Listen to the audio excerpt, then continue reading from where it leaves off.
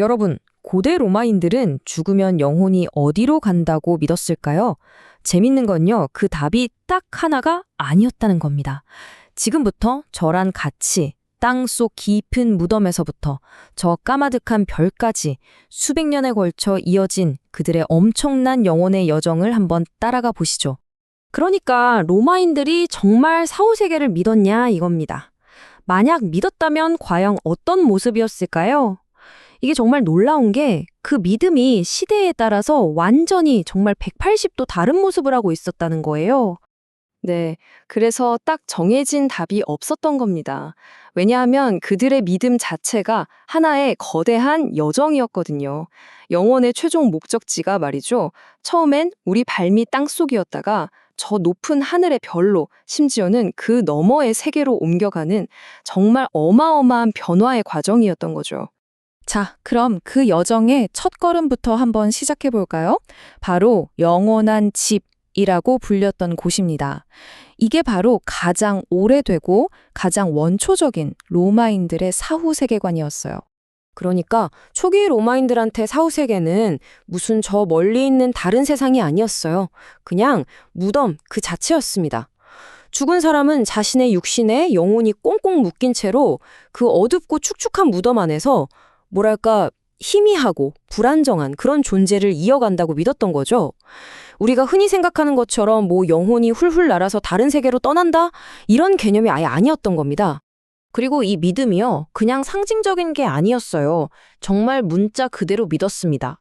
그래서 무덤에 보면 음식이며 마실 거, 평소에 쓰던 도구들, 심지어는 심심하지 말라고 오락거리까지 넣어줬던 거죠.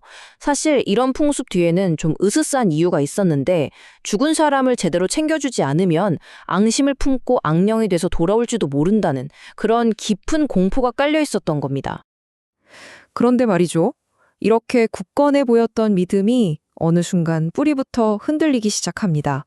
바로 그리스에서 건너온 철학 때문이었어요. 가히 철학의 반란이라고 부를 만한 시대가 열린 거죠. 그리스 철학자들이 와서 아주 날카로운 질문들을 던지기 시작한 거예요. 아니 잠깐만, 영혼이 정말 그 좁은 무덤에 갇혀 있다고? 그게 말이 돼? 이런 합리적이고 이성적인 질문들이 파도처럼 밀려오니까 기존의 믿음이 그야말로 속수무책으로 흔들리기 시작한 거죠. 로마 사회 전체가 거대한 회의감에 휩싸이게 됩니다. 이 반란의 선두에 섰던 학파가 바로 그 유명한 에피쿠로스 학파입니다. 이 사람들의 주장은 정말 파격적이었어요. 영혼? 그것도 그냥 원자로 이루어진 물질일 뿐이야. 그래서 죽으면 그냥 그걸로 끝. 완전히 사라지는 거야. 라고 주장했죠. 모든 감각이 완전히 끝나는 거니까 죽음을 두려워할 필요가 전혀 없다는 겁니다. 와, 당시 사람들한테는 정말 엄청난 충격이었겠죠? 바로 이 묘비명이 그들의 생각을 아주 압축적으로 보여줍니다. 나는 존재하지 않았다. 나는 존재했다. 나는 존재하지 않는다. 나는 상관하지 않는다. 정말 허무하면서도 담담하죠? 특히 흥미로운 건 이 문구가 고된 삶을 살았던 노예나 검투사들의 무덤에서 자주 발견됐다는 점이에요. 그들에게 죽음은 어쩌면 고통의 끝, 완전한 해방이었을지도 모르겠습니다. 자, 보세요. 당시를 주름잡던 두 개의 큰 철학이 있었는데 방금 본 에피쿠로스 학파는 영혼이 소멸해서 없어진다고 봤고 라이벌이었던 스토아 학파는 영혼이 거대한 우주 속으로 다시 흡수된다고 봤어요. 그러니까 사라지는 거냐 돌아가는 거냐 방법은 좀 다르죠? 하지만 정말 중요한 공통점이 있어요. 두 학파 모두 죽고 나서도 나라는 개인적인 의식이 계속 이어진다는 생각 자체를 완전히 부정해버렸다는 겁니다. 자, 이제 이야기의 산막으로 넘어갑니다. 이렇게 차가운 철학적 회의주의가 판을 치는 세상에 아주 강력한 반격이 시작돼요. 바로 새로운 희망을 약속하는 신비주의의 등장이죠. 그리고 마침내 로마인의 영혼이 고개를 들어 저 위 하늘을 바라보기 시작합니다. 그때 로마 사회가 정말 혼란스러웠거든요. 이성만으로는 도저히 채워지지 않는 어떤 공허함, 절망감 같은 게 가득했죠. 사람들은 뭔가 새로운 희망을 간절히 원했습니다. 바로 그 마음의 틈을 영광스러운 사후세계를 약속하는 신비로운 사상들이 파고들기 시작한 겁니다. 그 중심에 피타고라스의 영향을 받은 사상이 있었는데요. 핵심은 이거예요. 우리의 영혼은 원래 신성하고 영원한 존재다. 그런데 지금은 이 육체라는 감옥에 잠시 갇혀 있는 것뿐이다. 이렇게 본 거죠. 그렇다면 이 땅에서의 삶은 뭐가 될까요? 바로 영혼을 깨끗하게 정화해서 원래 있던 저 하늘로 무사히 돌려보내기 위한 하나의 시험 혹은 훈련 과정이 되는 겁니다. 와, 이들이 상상했던 영혼의 우주여행 코스는 정말 기가 막힙니다. 한번 따라가 볼까요? 자, 먼저 죽음을 통해 육체라는 감옥에서 탈출합니다. 그 다음 영혼은 대기권으로 올라가서 온갖 원소들과 부딪히며 깨끗하게 정화돼요. 우리가 아는 연옥이랑 비슷한 개념이죠. 그렇게 정화된 영혼은 어디로 가느냐? 바로 달에 있다는 낙원, 엘리시온 들판에 도착합니다. 하지만 이게 끝이 아니에요. 거기서 가장 순수해진 영혼은 마침내 자신의 근원인 태양과 별들을 향해 날아오르는 거죠.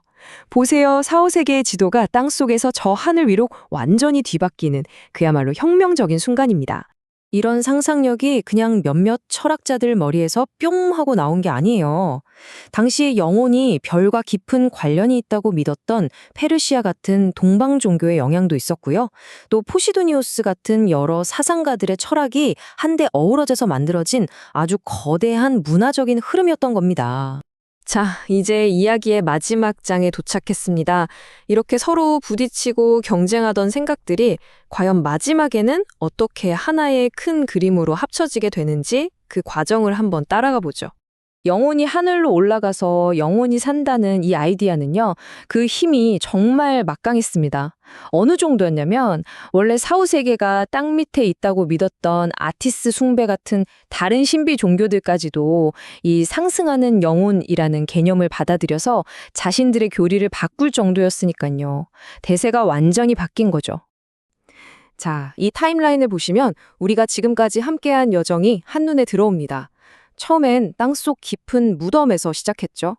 그러다가 철학이 등장하면서 모든 걸 의심하는 시대를 거쳤고요. 그 다음엔 고개를 들어 하늘의 별을 목적지로 삼았습니다.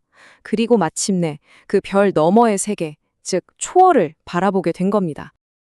그 여정의 맨 마지막 단계는 바로 신플라톤주의입니다. 이들은 우리가 눈으로 보는 이 물질 우주, 그 바깥에 존재하는 순수한 정신의 세계, 지성의 세계를 상상했어요. 이제 영혼의 최종 목적지는 저 반짝이는 별이 아니라 물질을 초월한 완벽하고 순수한 이데아의 세계가 된 거죠. 결국 로마인들의 이 기나긴 여정은 오늘날 우리가 생각하는 천국과 영혼 개념의 중요한 뿌리가 되었습니다. 하지만 한번 생각해 보세요. 그들이 그렸던 이 모든 여정은 지금 우리가 보기엔 틀린 우주 지도 위에 그려진 것이었습니다. 달에 낙원이 있고 영원히 별로 돌아간다는. 자, 그렇다면 질문은 이겁니다. 우리가 의지하던 그 우주의 지도가 사라져버린 지금 우리 영혼의 여정은 과연 어디를 향해야 할까요? 여러분은 어떻게 생각하시나요?